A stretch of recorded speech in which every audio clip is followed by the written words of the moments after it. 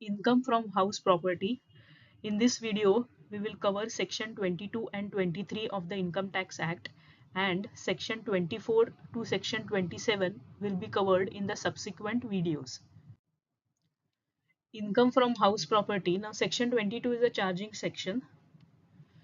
If the owner of building or land connected with the building, like for example a garden or a garage, uses that building for business or profession, or is engaged in the business of letting out the properties on rent, then such rent is taxable under the head business income, that is profit and gains from business and profession.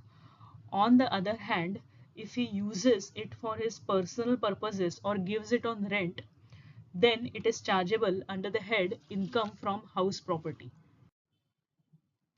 Now let us see how the annual value is calculated as per section 23. So your annual value is basically the comparison between the expected rent and the actual rent received, and whichever is higher is taken as the annual value. From the annual value, there are deductions of the municipal taxes actually paid and borne by the owner. That means provision is not taken into consideration, and unrealized rent. Now, unrealized rent is a rent which is not capable of being realized. Now, Rule 4 of income tax rule states that certain conditions have to be satisfied. That is, the tenancy is bona fide, that is, there is a proper rent agreement and there is a tenant. The defaulting tenant has vacated or steps have been taken to vacate the property. The tenant is not in the occupation of the property, and the assessee has taken all reasonable steps to recover the unpaid rent. If these conditions are satisfied, then this unrealized rent can be deducted. 2 points to be remembered here. In case of self-occupied property, the annual value is taken as nil. Or if the owner cannot occupy his property owing to his business or profession in some other place, then also the annual value of the property is taken as nil. The owner can declare a maximum of 2 properties or 2 houses as self-occupied property. Now let us understand what is meant by fair rent, municipal value and standard rent. Now fair rent is the rent which a similar property in the same locality would fetch. The municipal value is the value determined by the municipal authorities for levying of municipal taxes on the house property, and standard rent is the rent fixed under the Rent Control Act. Now the expected rent is the higher of fair rent or municipal value, but it cannot exceed the standard rent. Now let us understand the calculation of gross annual value. This is very important. Suppose there are 3 houses, house 1, 2 and 3.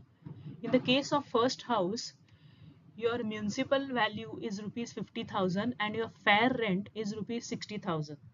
So the higher of the two is rupees 60,000. So your expected rent becomes rupees 60,000.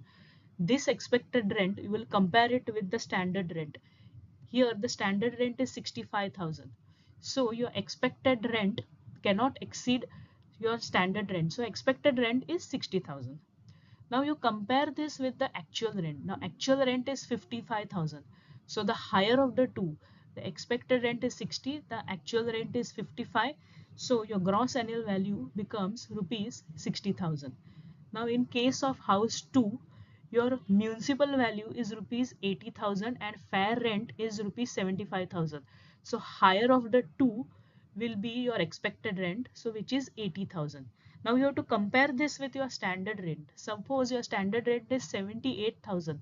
Now expected rent cannot exceed your standard rent. So now in this case the expected rent becomes 78,000.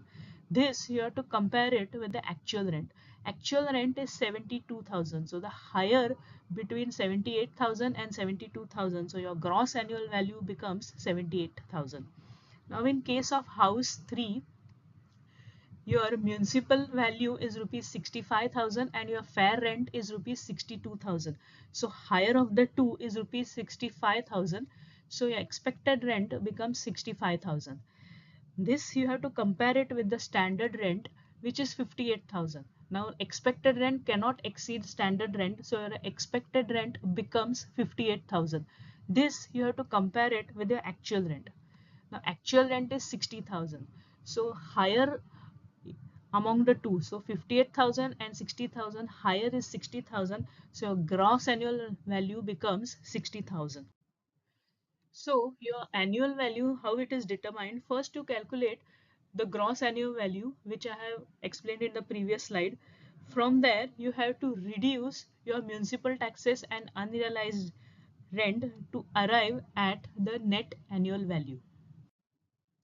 Important points to be noted here is, if a let out property is vacant for a part of the year and due to this the actual rent is less than the expected rent, then the actual rent will become the gross annual value of the let out property.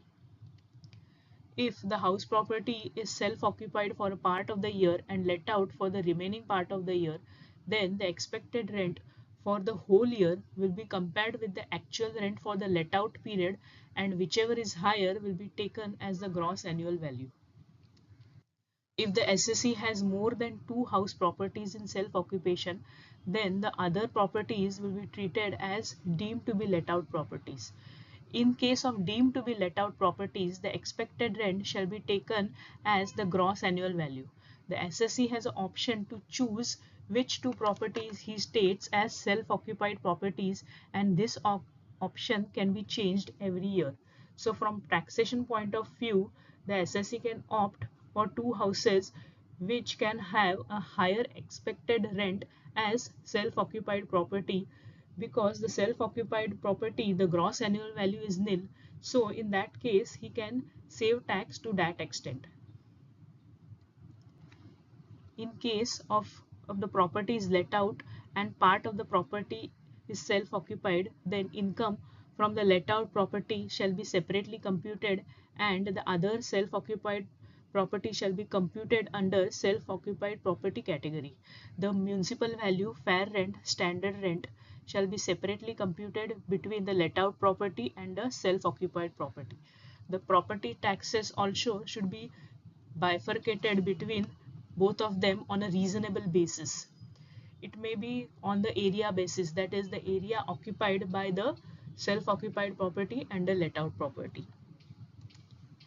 In case the house property is held as stock in trade and is not let out, the income has to be computed on a notional basis by taking the expected rent as the gross annual value after 2 years from the end of the financial year in which the certificate of completion of construction of the property is received.